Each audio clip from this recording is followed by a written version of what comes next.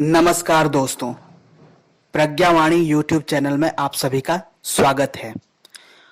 प्रस्तुत है भारत भाग्य विधाता पार्ट 3, गतांक से आगे।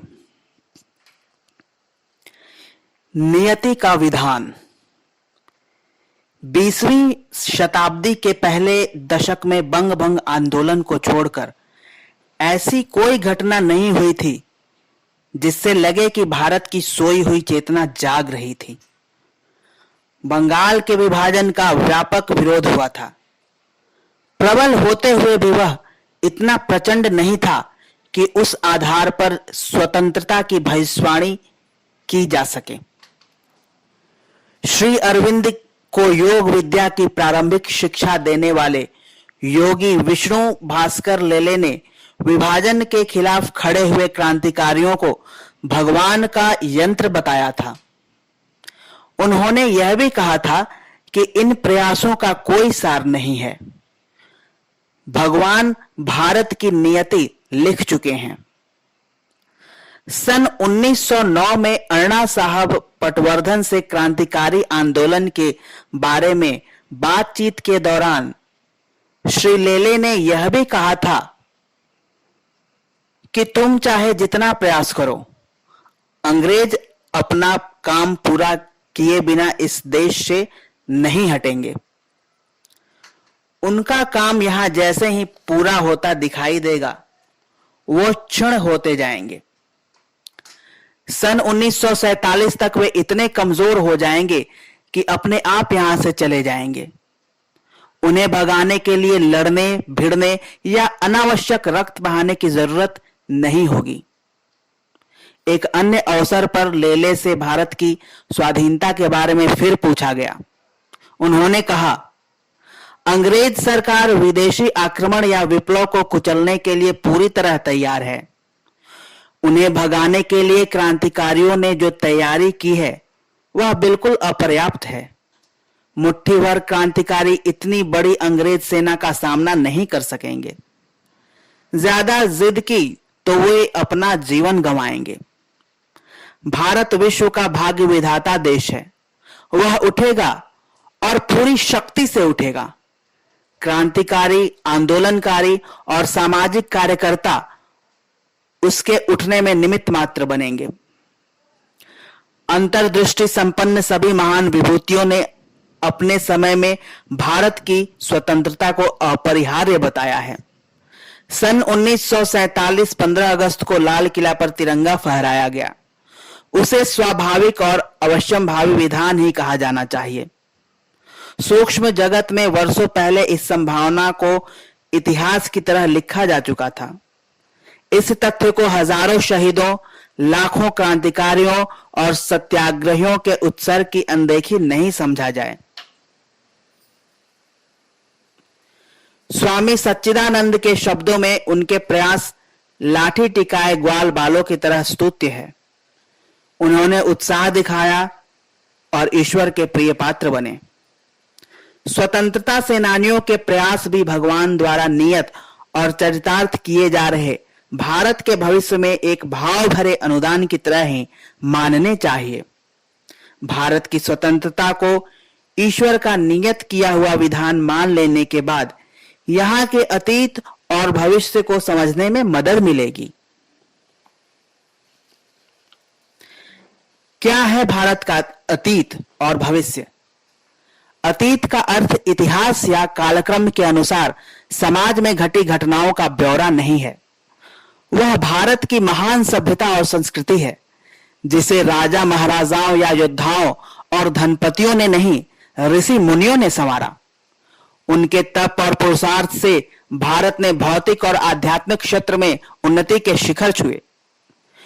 ईश्वर का अनुग्रह इस देश पर बरसता रहा और वह दिनों दिन समृद्ध होता गया। उस वैभव और उत्कर्ष के विस्तार में न जाकर अरविंद को उद्धृत करना ही पर्याप्त होगा। उन्होंने लिखा है, प्राचीन काल में यह देश संसार से अलग थलग विचारों और चेतना के लिए के नए आयाम खोज रहे ऋषि मुनियों की कुटियों के समान था। अपनी विशेष भौगोलिक स्थिति के कारण यह शेष मानव जाति से कटा हुआ था। वह एक शांत आश्रम की तरह था, जहां अपनी और विश्व समाज की समस्याओं पर विचार किया जाता था और जीवन के रहस्य खोले जाते थे।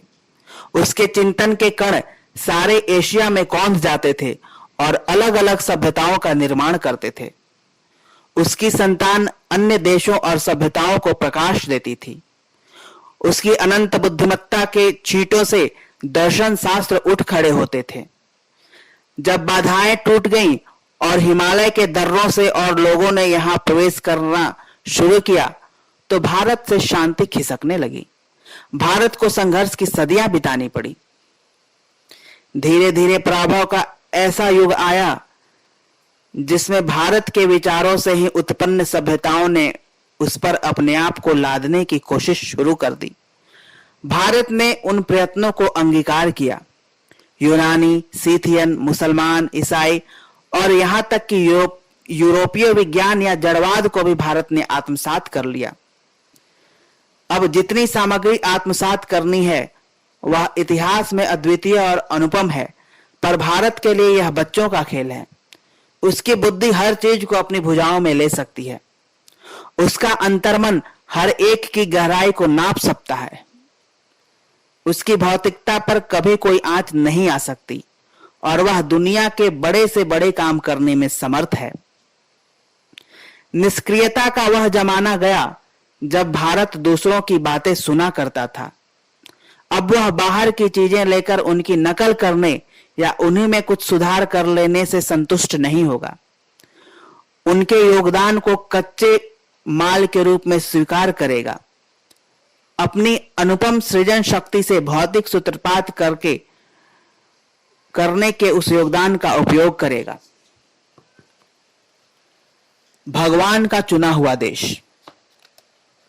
उद्धरण शब्दशः इसी प्रकार नहीं, लेकिन जिस प्रसंग का यहां उल्लेख किया जा रहा है उसका संदेश इसी से मिलता जुलता है। सन 1972 का एक चर्चा प्रसंग है। गुरुदेव हिमालय के गुह्य प्रदेशों में करीब 1 वर्ष का अज्ञातवास बिताकर शांति कुंज लौटे थे।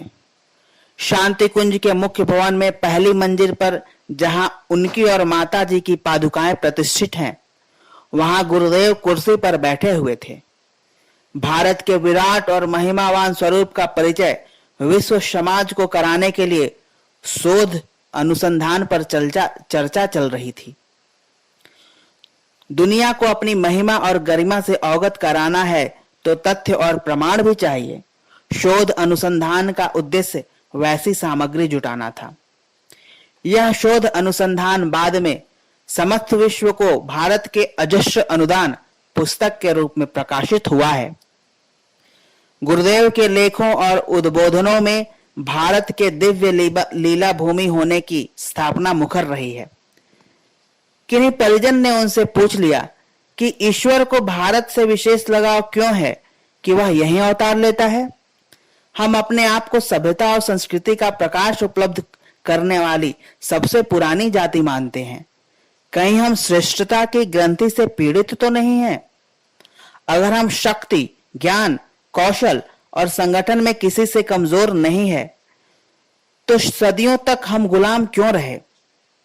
अगर हम महाबली और रणबांकुरे थे तो हमलावरों को यहां सफलता मिलनी ही नहीं चाहिए थी। परिजन के प्रश्न में संदेह या आक्षेप नहीं, जिज्ञासा का भाव था। अज्ञातवास से लौट आने की सूचना ज्यादातर लोगों को नहीं थी। मुश्किल से 4-6 व्यक्ति प्रतिदिन आते थे। गुरुदेव तब माताजी के कक्ष के दाएं वाले कमरे में बैठकर लेखन और भावी कार्यक्रमों का निर्धारण करते थे। परिजन के पूछने पर गुरुदेव ने संक्षिप्त सा उत्तर दिया, भारत भगवान का चुना हुआ देश है। देखते नहीं हो, यहां ईश्वर ने स्वयं शरीर धारण कर सत्य और धर्म की प्रतिष्ठा की। 24 अवतार हुए हैं यहाँ। ऋषि, मुनि, योगी, यति और सिद्ध संतों की संख्या का कोई अनुमान ही नहीं लगाया जा सकता। दुनिया के और देशों में हुए संतों की गणना की जाए, उनकी विभूतियों का विवरण इकट्ठा किया जाए तो वह सब भारत में हुई अध्यात्म विभूतियों के एक अंश के बराबर भी नहीं होगा। जितने विचार, विश्वास और साधना संप्रदाय यहाँ हैं, उतने संसार के बाकी सभी देशों को मिलाकर भी नहीं होंगे। यहाँ उन सभी विद्याधाराओं में सामंजस्य है। जो कहीं और मुखर हो तो उनके अधिकारी विद्वान आपस में ही टकरा जाए। प्रकृति, ऋतु, नदी, नद, पर्वत, मैदान, प्राणी जगत और निवासियों तक में विविधता है। इस विविधता को देखते हुए क्या नहीं लगता कि भारत भगवान का चुना हुआ देश है? वह यहां अपनी लीला या प्रकृति के नए नए प्रयोग कर रहा है। कुछ क्षण रुककर गुरुदेव ने उन परिजन को निहारा। शब्दों में जितना कुछ कहा गया उससे कहीं ज्यादा कई गुना संदेश उस दृष्टि निक्षेप में संप्रेषित कर दिया गया। गुरुदेव को निहारते देखकर ऐसा नहीं लगा कि कोई बौद्धिक सीख मिली हो।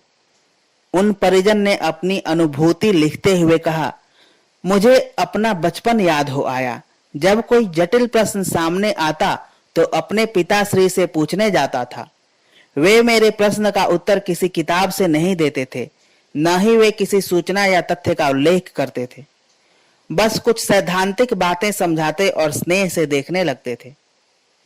मैं भूल जाता था कि जो कुछ पूछा है उसका उत्तर क्या है। उनकी बातें सुनकर और उससे भी ज्यादा उनकी दृष्टि पीकर संतुष्ट हो जाता था। ऐसा प्रतीत होता था कि चाबी मिल गई। पुस्तक एक बंद पिटारी है जिसमें ताला लगा हुआ है। चाबी लगाओ, ताला खोलो और पिटारी में बंद समाधान प्राप्त कर लो। गुरुदेव के संक्षिप्त उद्बोधन और कुछ पल के दृष्टि निक्षेप से उनके बचपन की उस अनुभूति को हरा कर दिया। समाधान तर्क से चाहिए तो वह भी है। गुरुदेव ने फिर कहा, संसार एक चक्र की तरह है, वह घूमता रहता है। कुछ अरे ऊपर जाते हैं तो कुछ नीचे आते हैं। भारत के साथ भी यही हुआ। कोई भी जाति सदा के लिए शिखर पर नहीं होती। उत्थान के साथ पतन भी है। कुछ 100 साल की गुलामी को पतन मान सकते हैं, लेकिन उसने भारत को नष्ट नहीं कर दिया। कई जातियां अथवा समाज 50-100 साल के दमन में ही नष्ट हो गए। यूनान, मिस्र, ईरान और रोम की प्राचीन सभ्यताएं अपनी रक्षा नहीं कर सकी। उनका मूल अस्तित्व कभी का समाप्त हो गया। भारत उन देशों की सभ्यताओं से ज्यादा रौंदा और कुचला गया, फिर भी वह आज उठकर खड़ा हो गया है। इसे भारत का नष्ट होना कहोगे या उसकी जिजीविसा का प्रमाण? तथ्यों के प्रकाश में देखोगे तो भी पाओगे कि कुछ बात है जो भारत को अजर, अजेय और अक्षुण्ण बनाए हुए हैं। और भी कई मनीषियों, तत्वदर्शियों ने अपनी तरह से इस तथ्य की पुष्टि की है कि भारत को तपःपूत देवात्माओं, ऋषि मुनियों और दिव्य शक्तियों का संरक्षण प्राप्त है। उनकी ऊर्जा इस देश की सामाजिक, सांस्कृतिक, आर्थिक और राजनैतिक स्थिति को संभाले हुए है। उसका स्वास्थ्य लड़खड़ाता भी है तो एक स्थिति से ज्यादा नहीं नीचे गिरता। विजातीय तत्व अथवा शक्तियां आक्रमण करती हैं, वे कितनी ही प्रबल हो, उसे एक सीमा से ज्यादा पीछे नहीं धकेल पाती। वह सीमा आते ही भारत तनकर खड़ा हो जाता है और विपरीत परिस्थितियों को चीरकर विजेता की भूमिका में आ जाता है। भारत की यह विजयिनी ऊर्जा गुह्य क्षेत्रों में चुपचाप तपस्या कर रहे योगियों और ऋषियों के पुण्य प्रभाव से उभर कर आती है। ईश्वर का अथवा जगत नियंता का विशेष अनुग्रह तो उसे मिला ही हुआ है। ऋषि सत्ताओं के अनुग्रह की एक वानगी दिसंबर 1971 में एक बड़ी घटना के रूप में देखी गई है। उन दिनों भारत और पाकिस्तान का युद्ध चल रहा था। युद्ध आरंभ होने से पहले की स्थितियां प्रायः सभी जानते हैं। पूर्वी पाकिस्तान, अब बांग्लादेश से हजारों लोग दल के दल बनाकर भारत चले आ रहे थे।